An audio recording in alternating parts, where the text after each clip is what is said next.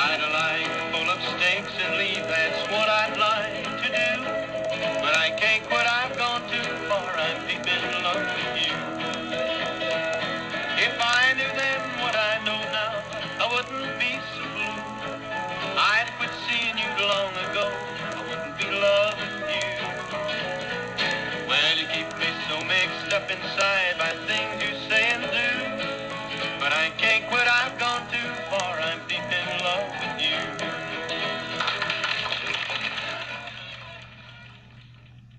Well, hello everyone, and welcome to a new episode of the Red Hot and Country podcast. My name is Anton Garcia Fernandez, coming to you from the city of Jackson in the state of Tennessee in the United States of America. And back when I was hosting my weekly classic country radio show on station WRVU Nashville about 15, 17 years ago, this is a man that I used to talk about a lot, whose records I used to play a lot. And today we're going to talk about his musical legacy, about his life, about his music, because not long ago I did a video for my YouTube channel Anton GF in Spanish about the music of Marty Robbins, and one of the viewers who did not speak Spanish asked if there was a possibility of doing a similar radio show or video about Marty Robbins in English, and well, this is what we're going to do today. And Marty Robbins really means a lot to me. He's a lot more than just a country singer. Saying that he was versatile, that he was eclectic is, well, that just doesn't quite cut it. He had a wonderful voice, but he adapted all sorts of styles. Lots of country music, of course. Fast country songs, country weepers, but also Western songs, Western flavored songs. And then a whole slew of different styles. Stuff like pop and rock, rockabilly, Latin flavored music, jazz, some Hawaiian type material that he absolutely loved. He did some folk records, some blues, some Tex-Mex, you name it. And of course, Marty Robbins did it. You named it, and he had recorded it. Always with gusto, with elegance. His career goes all the way from 1950s up until the early 1980s. Lots of hits, both on the country and pop charts. Did a few movies. Honky Tonk Man was the last one. A great movie directed by Clint Eastwood. And, of course, Marty Robbins was singing on there with Clint. And the song Honky Tonk Man was one of the last songs that he ever recorded in his life. Wonderful. Always surprising showman.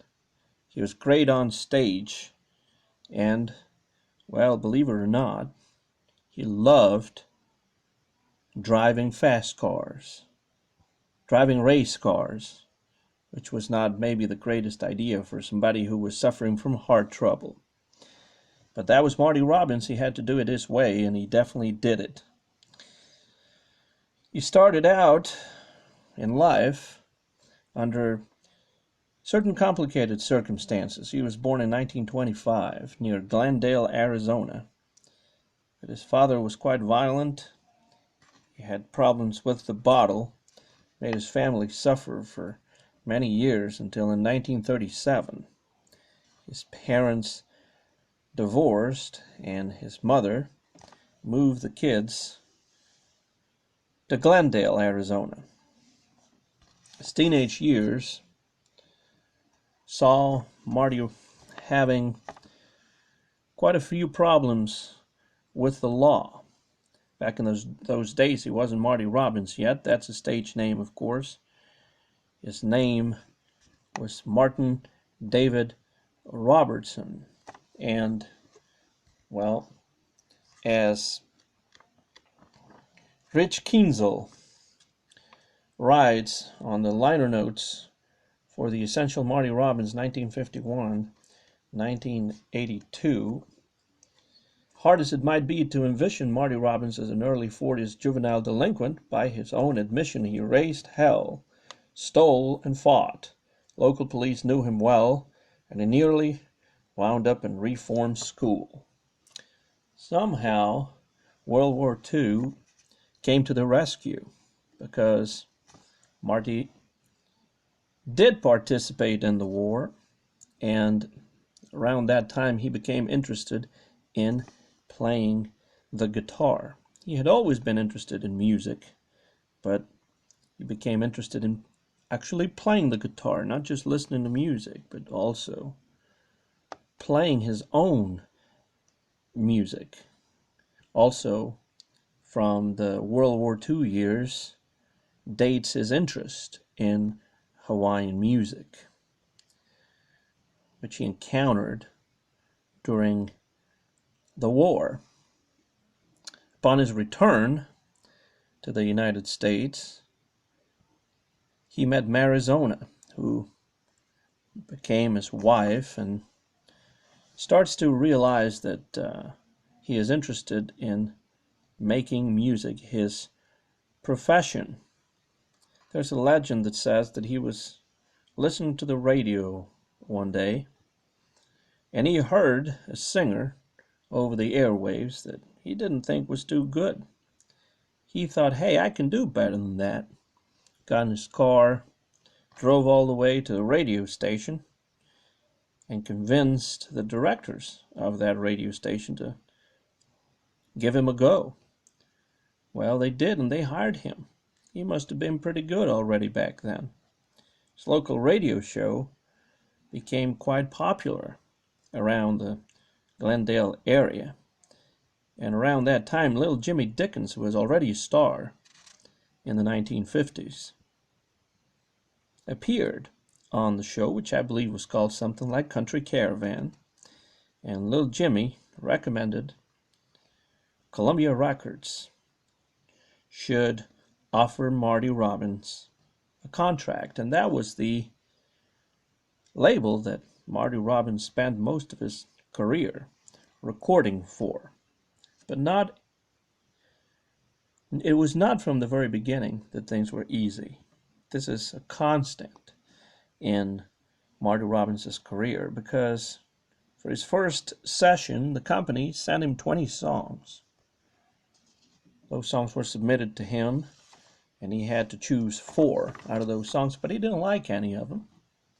He thought he could do better, rejected all the songs, and he wrote his own material, 4 original songs that unfortunately did not go anywhere after he recorded them.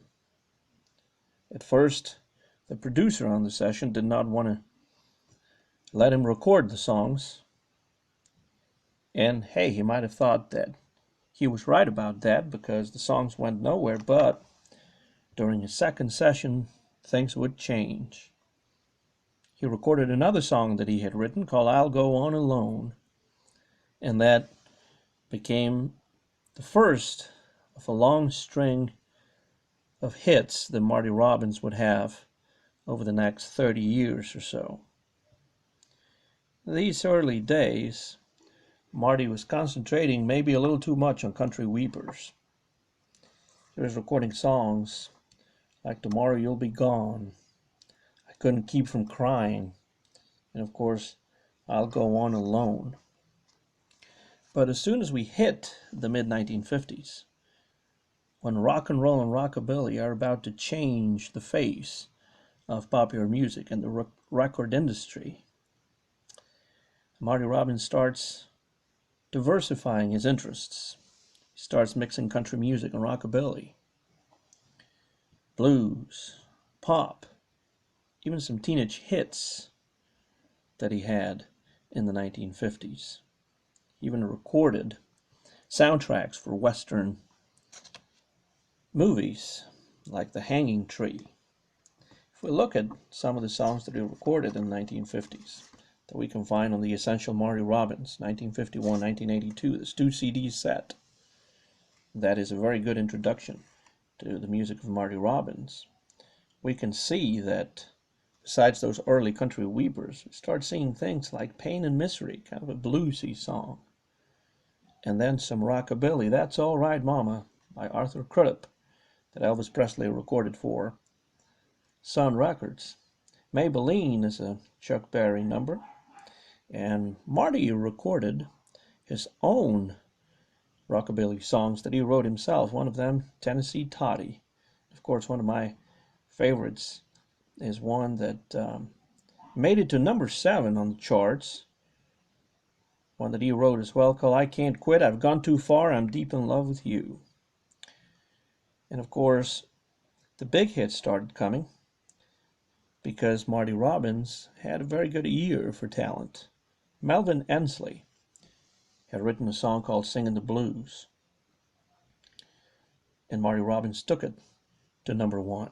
If you're interested in the music of Melvin Ensley, because maybe you enjoy singing the blues, well, Bear Family put out an album on Melvin Ensley called I Like Your Kind of Love that will give you an idea of what Melvin Ensley sounded like when he sang himself. But the version that Marty Robbins did of Singin' the Blues shot all the way to number 1 on the country charts, made it to number 17 on the pop charts.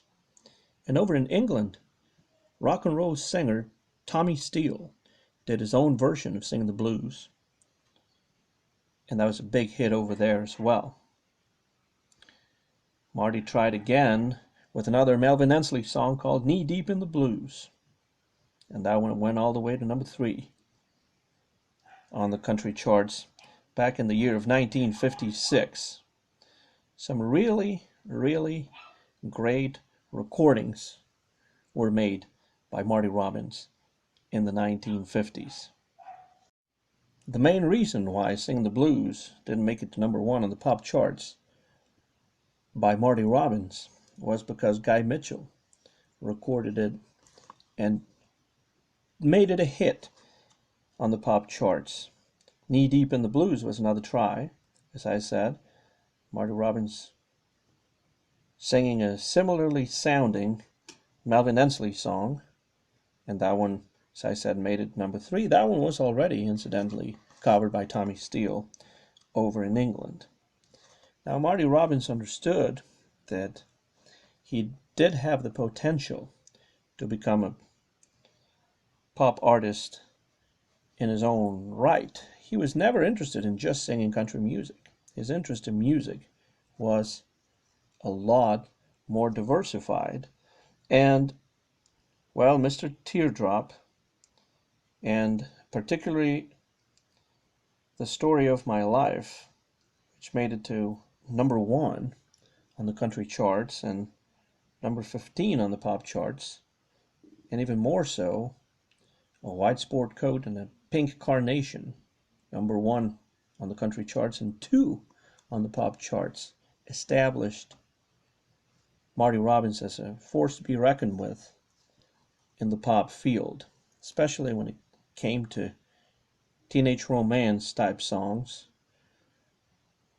White Sport Coat was a big hit in 1957, and other songs like She Was Only 17, He Was 1 Year More, Just Married, or another Melvin Ensley song, Ain't I the Lucky One, kept trying to explore that same kind of teenage territory.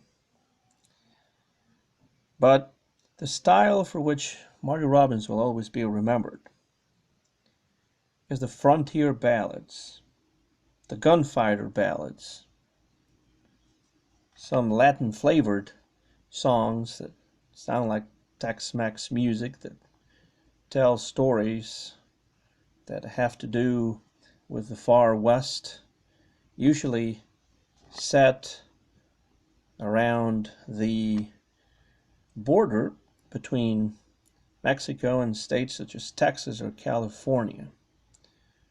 Songs that he recorded for an album called Gunfighter Ballads and Trail Songs, which is one of the classics of country music in the 1950s and in the 20th century. Most famous among these songs is El Paso, an iconic song within this style.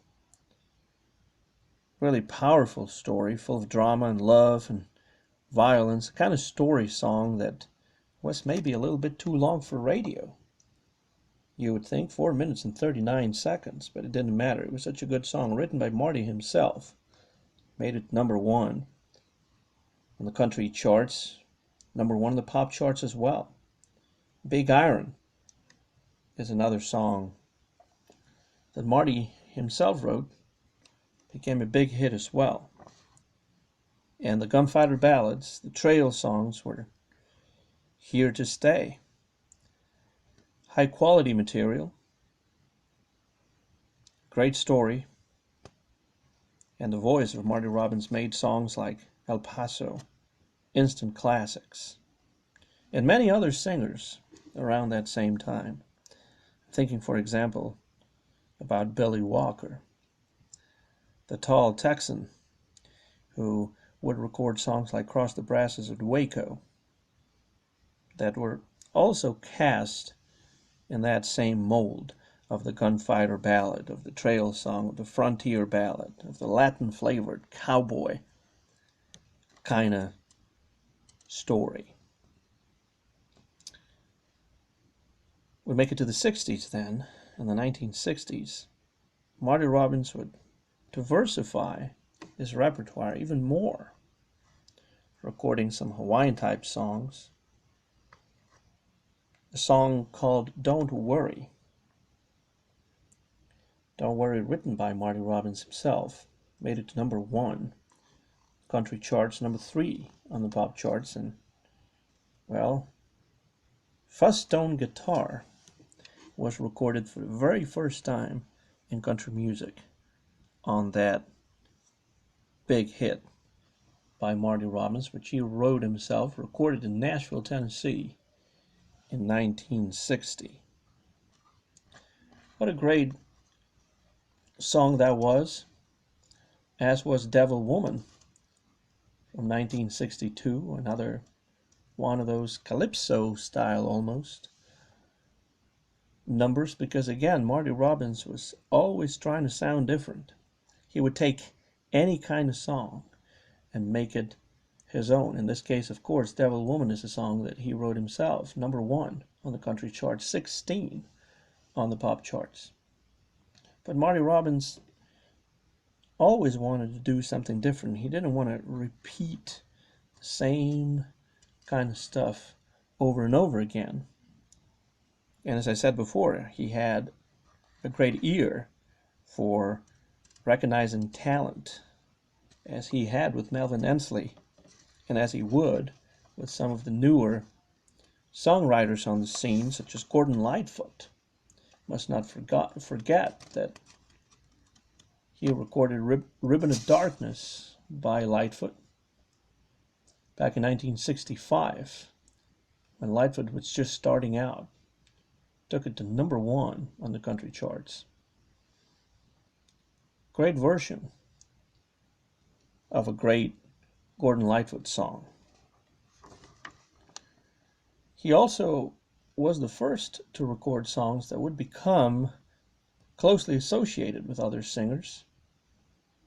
Talking about, for example, You Gave Me a Mountain, which he wrote, recorded in 1969. It didn't really go anywhere, but in the 70s it became one of those songs that were closely associated with Elvis Presley's live repertoire. He never stopped recording those frontier ballads, those gunfighter ballads, because he loved that kind of music, and he knew that those stories had wide appeal. El Paso became almost a saga, because we have songs that draw on the characters and on the situation from El Paso. For example, Felina from El Paso, a song that's 8 minutes long, over 8 minutes long, that he recorded in 1966, telling us more about one of the characters in the El Paso song, which is Felina. And later, In 1976, he would record El Paso City, another song about El Paso that updates the situation and that also reached #1. Also a long song, over 4 minutes, almost 4.5 minutes. Marty Robbins was not just a great recording artist, but he was also a very exciting performer to see on stage. His concerts were unpredictable, but always a lot of fun, always eclectic. Listening to Marty Robbins live was a treat, as all the Grand Ole Opry audiences knew. He used to close the Grand Ole Opry broadcasts from the Ryman Auditorium on Saturday nights, and the show would go off the air, and the Midnight Jamboree would start, and he kept singing for the people at the Ryman Auditorium. He was the last performer to sing on the Opry at the Ryman Auditorium before it was moved to the new Grand Ole Opry House, and he was also the first singer to appear on the Grand Ole Opry when it was broadcast from the Grand Ole Opry House.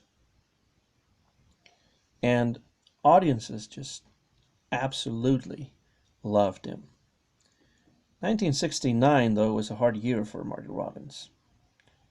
He was diagnosed with some heart trouble that required some bypass surgery, which was still quite experimental back in 1969. It was a difficult kind of procedure, but he survived, and he didn't want to stop what he was doing. He didn't want to quiet down. He didn't want to let go. He just wanted to keep going. And that's what he did. The doctors were telling him he should take it easy, but no. He kept touring. He kept playing for live audiences. And what I think is worse for somebody who suffers from heart problems, he kept taking part in NASCAR races. That was one of his passions. And he was just not going to give it up. It is true that in the 1970s, he didn't record as much, but his records were still great. His records were still as eclectic and as attractive as ever. It was still charting, maybe not as much, but it was still charting. And he began to be recognized and given all kinds of awards in the 1970s and early 1980s. Such an extent that by October of 1982, he was inducted into the Country Music Hall of Fame and Museum in Nashville. That happened in October of 1982. 2 months after that, in December, he was gone. Heart attack took him when he was just 57 years old. But throughout 3 decades, about 30 years, he forged one of the most amazing and influential careers, not just in country music, but in 20th century music at large. 1981, Marty Robbins said something that is very important to understand. What he thought about music, how he understood his role as a singer and as a musician and as an artist. In 1981, he said the following to journalist Bob Allen: "I've been called the king of the balladeers, probably because of the Gunfighter Ballads, but I don't want to be put in any category. I don't want to get in a rut." That's very important. Marty Robbins never, ever wanted to get in any sort of rut. He was always trying to do something new. He was always trying to do something different. He knew what he wanted to do, and he kept doing it. right until the very end. Another very important quote from Marty Robbins that I want to read to everybody out there before finishing the show today is one that he told Alana Nash during an interview. And Marty Robbins said, "I was never ashamed of singing country music, and I was never ashamed of buying it. The same as I was never ashamed to say I liked Perry Como. I used to sing Perry's songs, or Eddie Arnold, or Hank Williams, or Fats Domino, or anybody else. Music is music. It's either good or bad." That is the kind of attitude that Duke Ellington had about music as well. Two kinds of music, either good or bad. And of course, Marty's music was always great. It put together many different kinds of influences. And he was never ashamed to sing a song that he believed in. He was never ashamed to sing country music, but he was also interested in many other styles. And that made his music richer, to such an extent that Marty Robbins, in my opinion, is one of the most interesting names in music in the 20th century, beyond country music. And that is why I wanted to talk about him today on the Red Hot Country podcast. One way to get into the music of Marty Robbins, and I tell you, any record by Marty Robbins is a good record. Any record by Marty Robbins I would recommend. If you've got the money and you want to spend it, and you can find these releases, Bear Family put out several comprehensive box sets on the music of Marty Robbins. But if you just want a taste of what his music sounded like, The Essential Marty Robbins from 1951 to 1982 is a great gateway, a great introduction to the music of Marty Robbins. It goes through his entire recording career for Columbia Records since the 1950s all the way to the 70s and 80s. I tell you, if you get into the music of Marty Robbins, you'll never want to leave. You'll keep buying his records. I can't tell you how many records by Marty Robbins I have at home, and I can't tell you how often I listen to his music. A great, absolutely great country singer that deserves to be always remembered, as we do here on the Red Hot Country podcast. My name is Anton Garcia Fernandez, signing off now from Jackson, Tennessee, here in the United States of America. We'll be back real soon with another episode of the podcast. As old Hank would say, if the good Lord's willing and the creeks don't rise. See you again before too long. And I hope that you'll meet us at the corner to talk a little bit more, to share some great country music here on my YouTube channel, Anton GF. Thank you so much, and so long, everybody.